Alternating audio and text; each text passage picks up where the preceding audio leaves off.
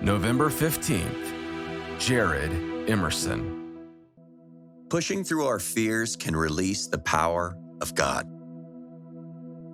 Jared Emerson throws paint, and by throwing paint on canvas, he captures the essence of the subject he's painting. During a time when his art career prospects were looking dim, his pastor asked him to do a painting in front of an audience. That was a jarring request. Performing in front of people seemed out of the question for Jared and risky. He rebelled at the idea and thought, that's ridiculous. He had never considered turning his art into a performance. He worried he would make a fool of himself and wanted to give his pastor a resounding no thank you. But it was hard for Jared to say no to his pastor, so he said he would do it. Then a week before the scheduled performance, Jared re-tore a major ligament in a knee he had injured 5 years before. It opened a convenient door for Jared to back out of the performance. He could now tell his pastor he could not paint in front of the whole church. After all, if he did, he would have to hobble onto the stage with crutches and then balance and hop on one leg while throwing paint on a canvas. Still, Jared decided he would not back out because he was not a backer-outer. And who knew, this could be the opportunity he needed to take his craft to a whole new level. Besides, he believed God wanted him to do it, so he just needed to get out there and make it happen.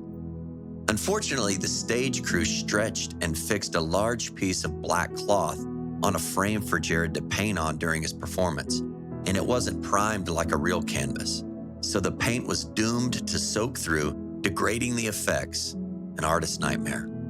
What else could go wrong? When Jared made his appearance, his old fears crept in. He had around 9 minutes to come up with a painting of Jesus that wouldn't mock his credibility as a speed painter.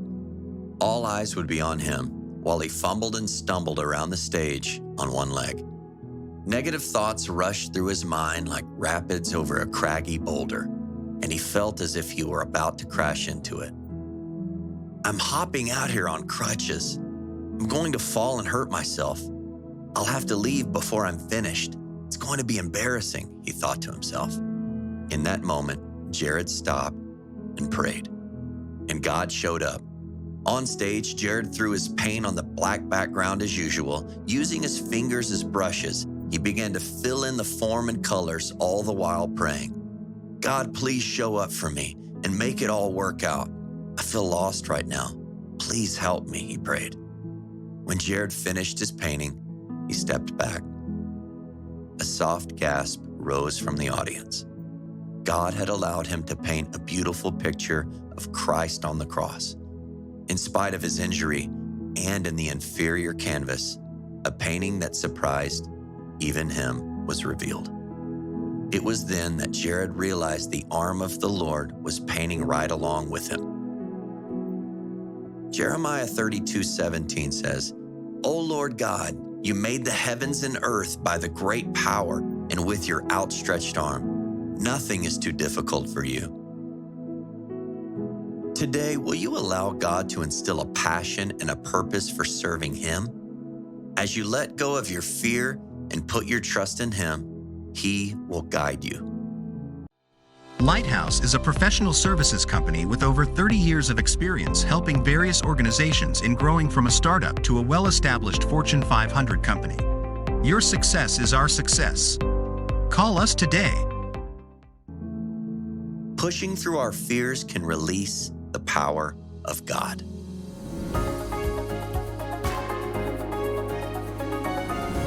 Hello, friends. Imagine this, dead at 43.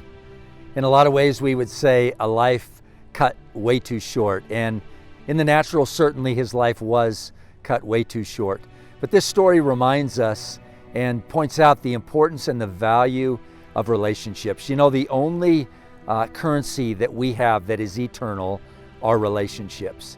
And as I thought about this story, I listened to it again, watched it again for the I don't know how manyth time. This thought hit me.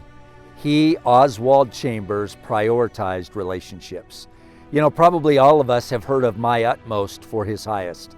This was the writings and the recordings of Oswald Chambers, but he didn't do it.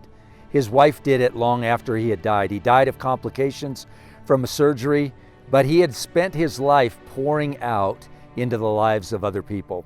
So my challenge today is for all of us to pause long enough to thank God for the relationships that are around us and to continue to invest in those relationships with the highest degree of self-sacrifice that we can give. You know, those relationships are going to outlive us. And long after we're gone, the impact that we've made on those relationships will continue to live on. So let's challenge ourselves to be the best that we can be with the strength and the grace of God to show and to care for people like Jesus did and pour into others and trust that God is doing the same in our lives. God bless you. Have a great day.